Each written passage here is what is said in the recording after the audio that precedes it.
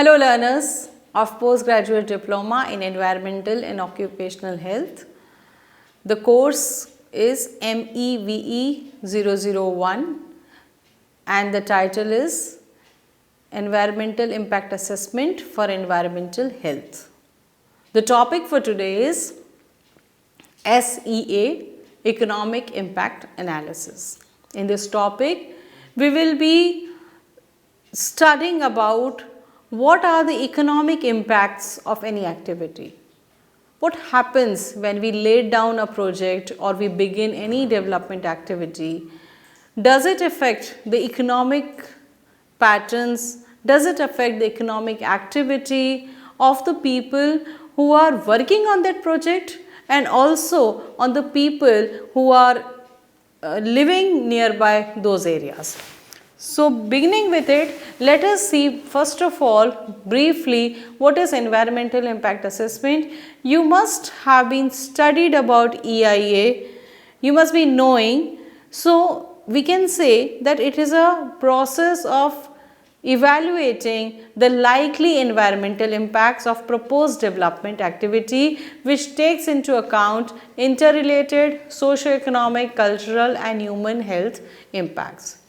It is imperative to analyze all sorts of impacts which occur because of any development activity. When we propose any activity, any plan, any project, any policy, it does bring with it lot of consequences.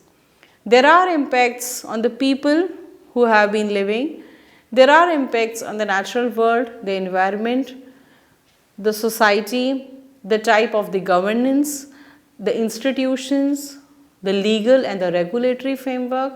There are so much of the things which happen when any new setup is being planned at any place. So, most importantly are the economic impacts. We must know, we must be able to understand that what are the economic impacts which occur in that region. In this context, we must understand the term what is strategic environmental assessment, which is known as SEA. SEA, that is strategic environmental assessment, aims to mainstream environmental issues into economic development by adopting the principles of green economy for decision making in project. Now, the terms like we have seen that in the past how development activity has been unsustainable. Today we are witnessing the problems of environmental pollution and degradation of all sorts, whatever we are seeing all around. It is all because of unplanned development which has taken place in the past.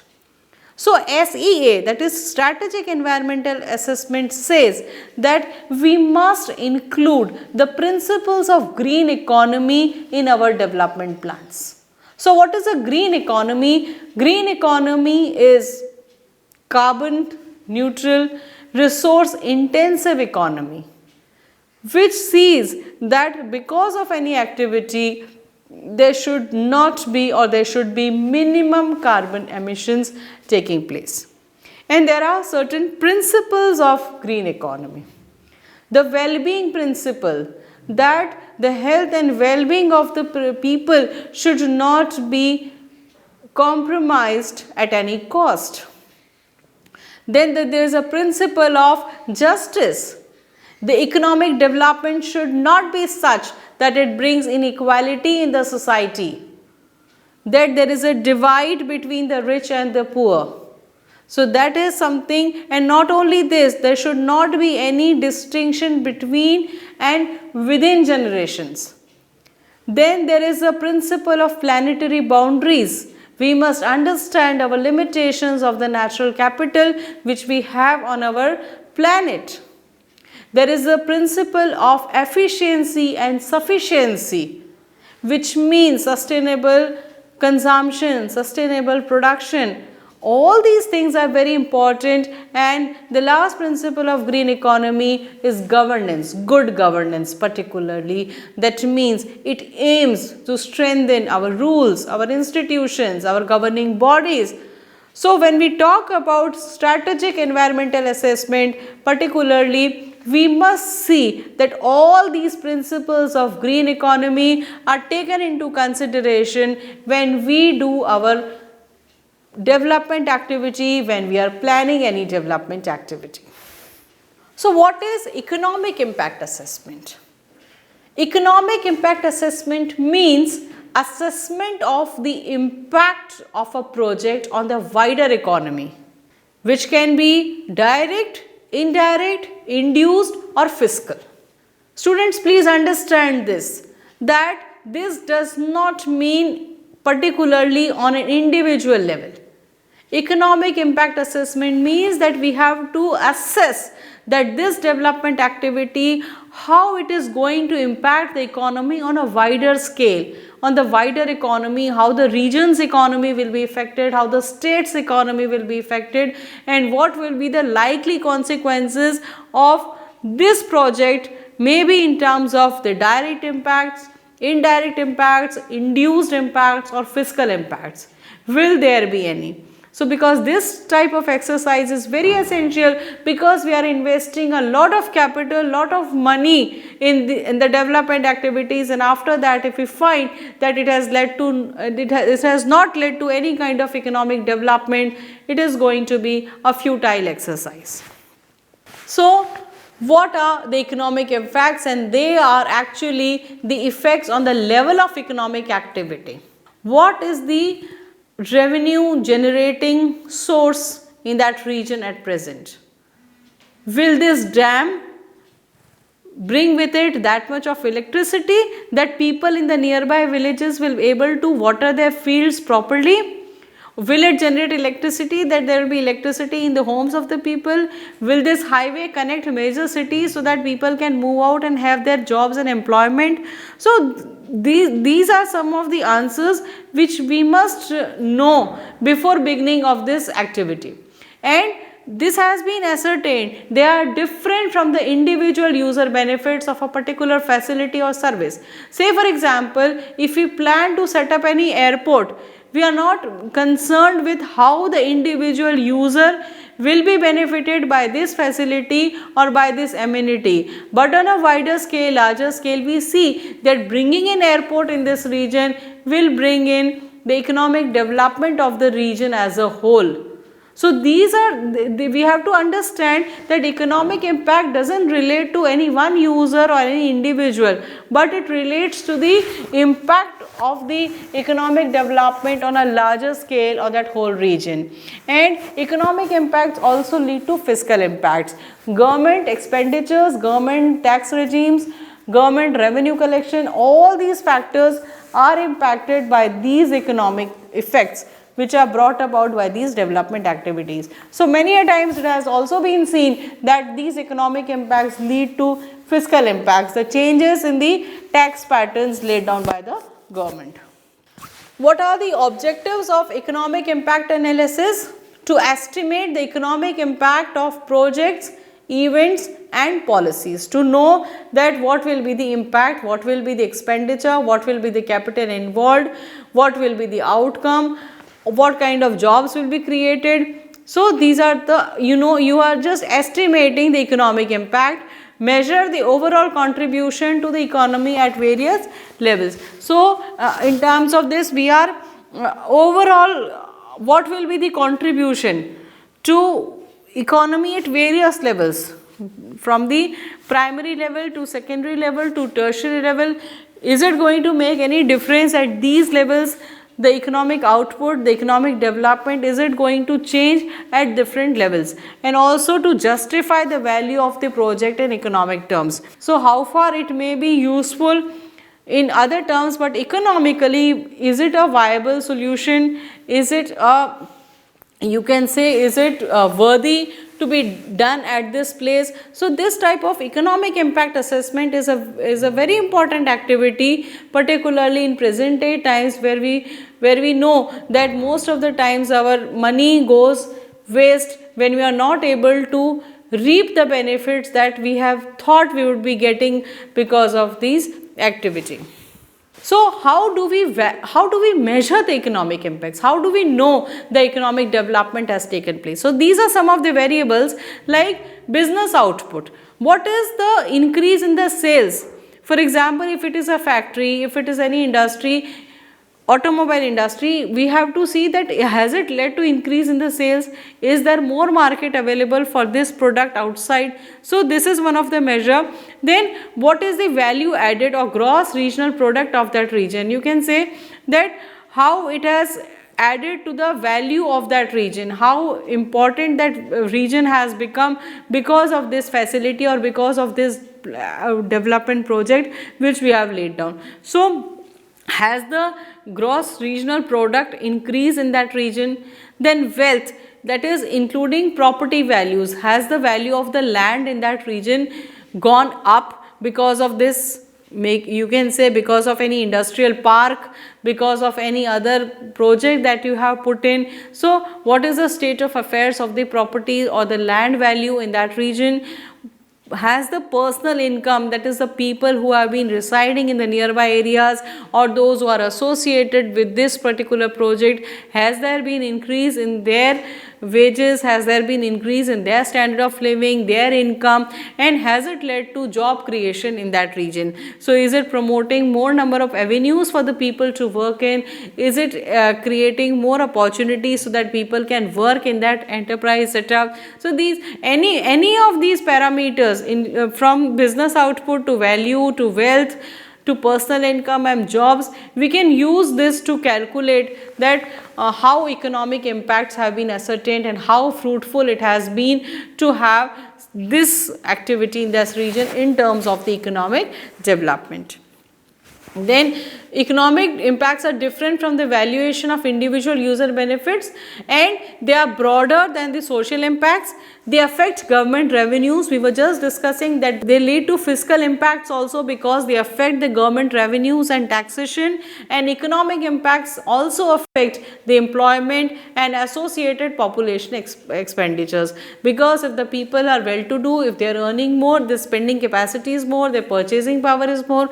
So automatically this is a vicious cycle, and in turn it leads to the economic growth of that region, and that is one of the important objective of doing any such type of plan or laying any such type of a project. So we were talking about direct, indirect and induced economic impact. We must understand what is the difference between these terms.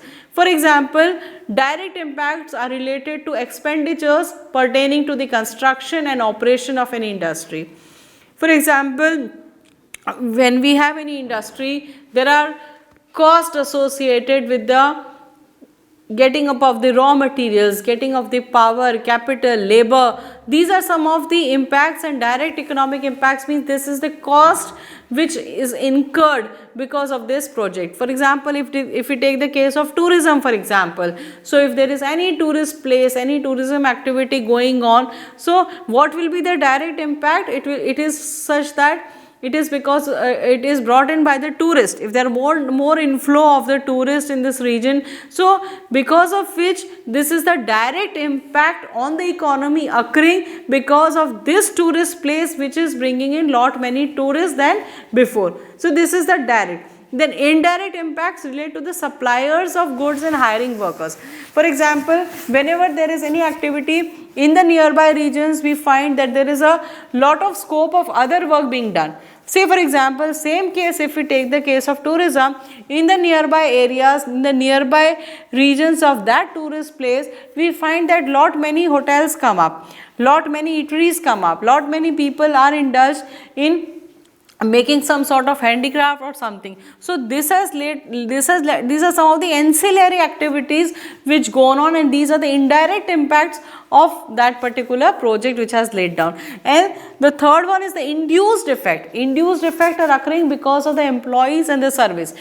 Whenever such type of activity is done, the people who are directly involved, the people who are working in that area, they get increase in their wages, their salaries increase, so their spending increases, their earnings are increasing. So because of their development activity, there is an induced effect on the economy of the people who are dependent on that particular project. So these are some of the examples, and these are some of the you can say common direct, indirect and induced economic impacts. And in any type of activity which is being done, it is very common to find that there are always direct, indirect, induced. And we have also studied about the fiscal impacts on a large scale, how government views this economic activity and how government plans to change the tax reforms and the revenues. These are also some of the important fiscal impacts which need and which have occurred because of several plans and policies in the past. So one of the important tool in this regard is cost benefit analysis, and it involves the identification, organizing information and monetary evaluation of anticipated economic and social cost and benefits of proposed public initiatives. This is one of the tool, because when we talk about impact assessment in terms of economy, it is very imperative to conduct the cost benefit analysis. We know that what cost we are putting in for this planned activity and what are the benefits in terms of economy we are proposing to get. However, cost benefit analysis has a limitation in that sense that it assigns every activity, it assigns the monetary value, which is not possible in many of the cases. Because the same example, if we talk about the tourism, it is not possible to calculate how the tourists are feeling and how refreshed they have become by coming at this place. We cannot convert it into the monetary terms. However, for this impact analysis and for this economic impact calculations, cost benefit analysis is generally used to calculate that what kind of feasibility of the project is there in the long run. So while concluding, this can be said that one of the important aspect of environmental impact assessment is economic impact assessment, which takes into account the economy of the region. Because whenever we plan any project, any policy or any program we are putting in, we have certain cost we have calculated which is already associated with it. But we always propose that whenever any type of activity is taking place, there will be some kind of the output in terms of economic gains, and that is the motto of economic development. And one of the main considerations is, in the past we have seen that we want development. People who are living in the villages, people who are living in the rural areas, they always feel that the region is not developed. So one of the important criteria of development we have always put is that if any industry comes, if railway line comes, if any dam is built, we said that these are the signs of development which has taken place. So we can say that it leads to economic development of the region and of the people as a whole. But however, a proper exercise in terms of economic impact assessment must be rigorously carried out to know that what are the economic condition of the people in that region at present and how far this activity will be successful in generating more income in that region, so that people will be prosperous, people will be living of well, and altogether there will be economic development in the region. Thank you.